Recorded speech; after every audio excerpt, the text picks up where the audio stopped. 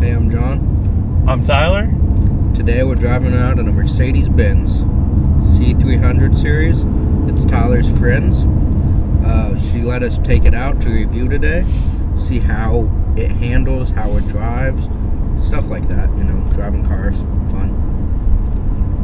Driving cars, having fun. Yeah. So as John said, it's a C300. It's the Sport Edition with the nighttime package on it. It's got different wheels than you would normally see on a C300, which is part of the nighttime edition. It also has a blacked out roof, blacked out mirrors, just some nicer looking appearance features that gives it a really good look. So that's what we're driving. We're taking it through some back roads in our local area. They have a limited amount of traffic, so we can get it a little bit up to speed. They have some curves and things. We really want to test out the handling and the power of it. Tyler, he drives better than me, so we're letting him drive. I may put us in a ditch, but I'm not trying to. So we're just going to avoid that situation altogether. This car is packed and loaded with accessories. You can see a little bit later on, we'll take some pictures and videos that we'll add into this one about the different electronics it has, just some abnormal things compared to your normal vehicle that you will purchase, hinting why this is a luxury class automobile. Some of the things John's talking about, it has does have things like rain sensing wipers, which is really nice. You don't have to constantly adjust the wipers for the rain. If it starts raining, they'll auto come on and they'll auto adjust speed wise. It's also got front collision detection sensors, so if you're about to hit somebody, it'll actually engage the brakes for you to stop the car so you don't hit somebody. It's got sensors on the sides that will detect if you're getting sleepy and you're not very attentive. It'll alert you that you're about to drive off the road. Things like that. Of course, it's got blind spot monitoring. Lots of features, lots of luxury features, like John said, that your average car wouldn't have. But your luxury class cars do have that. The car, you're able to put it in different modes. You have your regular driving mode, your sports modes, and those things. It basically makes your throttle position a little more sensitive, I feel like, to be up to pick up and go quicker on the need. I don't know, does it have any kind of handling features? I believe it does adjust the handling. I know it adjusts the feel of the steering and stuff for the different modes. The different modes it has a Sport Plus, which is the most performance-oriented mode. It then has one called Comfort. It has a regular Sport mode, which is similar to Sport Plus, but a little bit less performance-oriented. And then the lowest of the performance is the Eco mode, where it doesn't build hardly any boost. It is a turbocharged engine, so boost, as we know, is what gives turbo engines all their power. The Eco mode limits boost heavily, so that it's a kind of a slug. It doesn't drive very fast, but it does get way better gas mileage because you're not ever going to build any boost hardly. While talking about the engine, since he did say it's 4-cylinder servo, 2.0 liters, it's has a little bit of pep. Not as much as a V8 or something, but it does get up and go. It has about 240 horsepower to the crank at 5,500 RPM and 173 torque around 1,300 RPM. You can really feel it when you just mat it. And I think that was 273 torque, not 173. What did I say? I said, yes. You said 173. Yes, 273 torque. 273 torque. I'm a little bit dyslexic. Sometimes I don't say things good. So, and that's pretty common of a turbo car. Turbos tend to make a lot of torque, so it's very normal for a turbocharged car to actually make more torque than horsepower. The car's pretty light as well. It's only around 3,400 pounds curb weight. So the engine, you can really feel the difference versus if this was stuffed into something around 3,900 pounds. Some of the other performance features of the car that not most cars would have, it does have, I noticed this just a few minutes ago actually, it has drilled rotors from Mercedes-Benz. Most cars do not have drilled or slotted rotors from the factory. That's kind of cool. They actually are very, very large rotors as well, again, which is fairly rare to have on a car from the factory, especially one that's really more luxury than performance, but it does have that. I think it's a pretty nice car. The price for one of these runs you about $41,000. That's before rebates, before talking the dealer down. Also cheaper if you lease versus buy, etc. Typical car buying strategies. You probably could get one for around $35,000, $36,000. The other kind of cool feature or not really just this car, but all Mercedes-Benz, their warranty from the factory is a 4-year, 50,000-mile warranty, bumper to bumper, which is more than your normal manufacturers. Most are 3-year, 36,000, and then this does also have, I believe it's a 10-year, 100,000 on the powertrain. So the 4-year, 50,000 is bumper to bumper. Driving it around, it feels extremely smooth. I've not really found any bumps. It helps that the roads out here I feel like are better than your typical metropolitan area, because we are in the country. I feel like I'm gonna get shot sometimes because there's so many rednecks and banjos and things of that nature playing around here. But it's a quiet area, so it gives us a chance to really get out and test the car. So we're still driving the C300. Going to talk to you a little bit about how it feels. John mentioned it handles real nice. It's a real nice, quiet car. Depending on what mode you're in, obviously drastically changes the way that the car feels. As I mentioned, eco mode is pretty sluggish. Not in a bad way, just in an eco way. You can tell that it's meant for good gas mileage and just efficiency overall. Once you start moving up the ladder a little bit into the performance modes, it does get faster and faster, more performance oriented. The steering wheel changes, the feel of it, how tight it is. The whole car just kind of becomes a different car. In those performance modes, the car, it drives nice, it handles well. It's still fairly quiet, but it does feel very planted and glued to the road. It handles real well. It's as John mentioned, it's not a real heavy car. It's fairly light for what it is. So it feels nimble. A lot more nimble than most cars, I would say. A lot more nimble than just about any other car I've owned or driven. Its turning radius is pretty good. Turning radius is pretty good on it, again, because it is a smallish car. That typically is a feature of smaller cars. They have good turning radiuses. There's a limousine over there.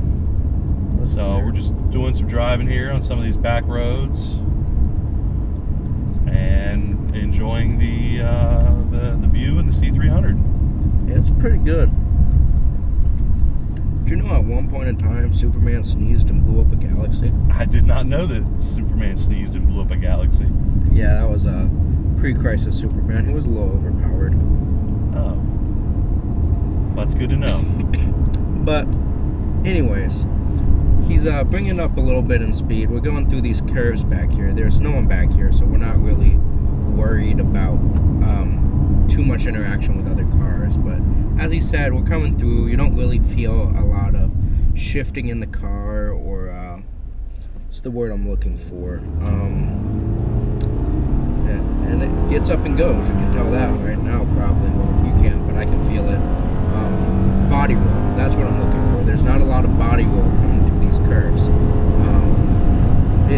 It's picking up and going. What did we get to right there? About it's about 85, almost 90. And it was pretty quick feeling. Definitely not bad for your average everyday car. I would estimate this is probably going to be quicker than 90% of the cars on the road nowadays. So it's definitely no slouch in the performance category. And it does have a lot of luxury and a lot of nice features. It's just overall a very, very nice car. Is there any boost lag, do you feel, or is it? There is some a little bit of boost lag, which is common. You're going to have that on just about any boosted car, especially a single turbo car. If you get into a twin setup, sometimes you can completely eliminate lag, but it's hard to do. You're always going to feel a little bit of lag when it comes to a turbo. One thing I like outside those things is the common features in the car we mentioned earlier. They're just a little bit different. For your heated seats and your I'm saying a lot. I apologize to that. I'm not used to trying to speak so much because I don't speak good at all. I'm normally a very quiet person. John, I think you're an excellent speaker. Thanks, Tyler. That's nice of you. And so as I was saying, the buttons to position your seats are actually up on the door panels, so they make them easily accessible versus trying to fumble around during the side of your seat. You can actually see what you're going to move. I think it helps a lot.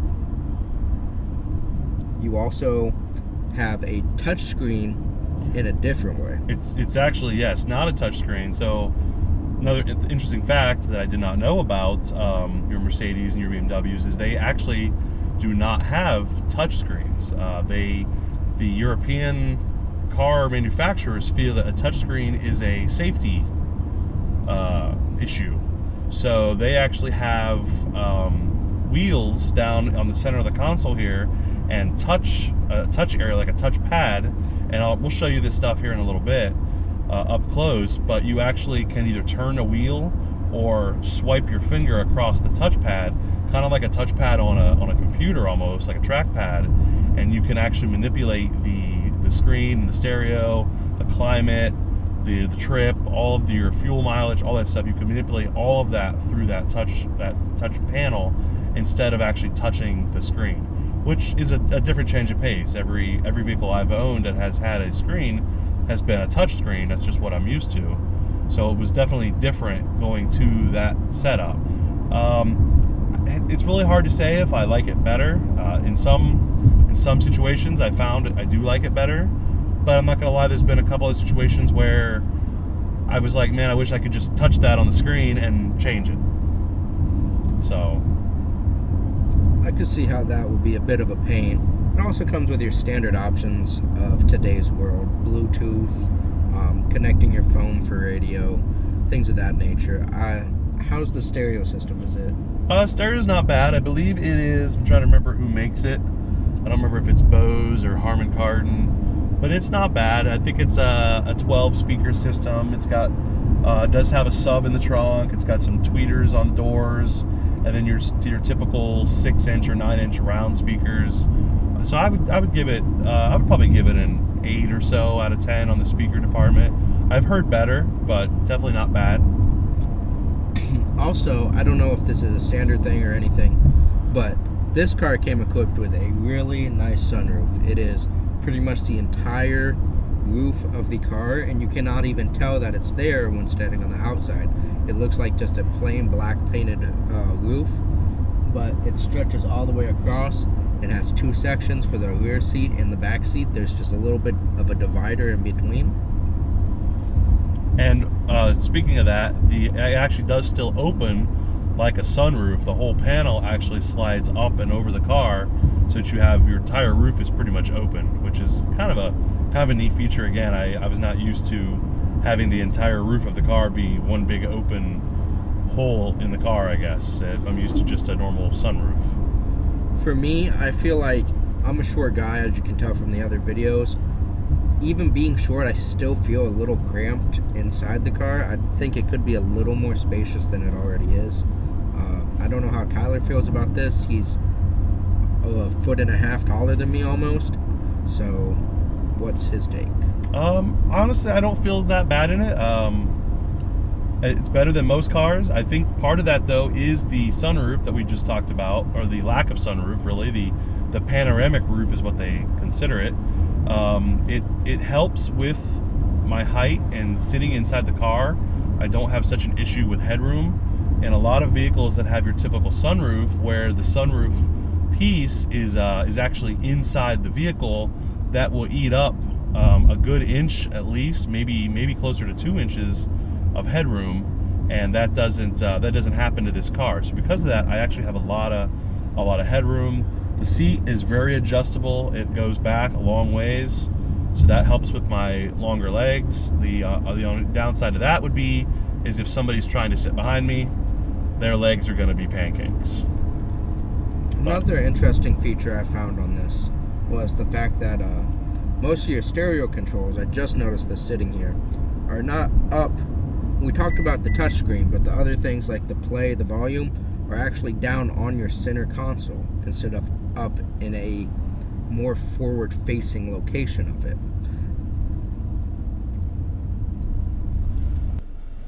All right, so we just got done doing our drive in the C300. I just want to talk to you guys a little bit about the channel. Basically, we've decided that we're going to try to do one video a week, and we're going to release these videos.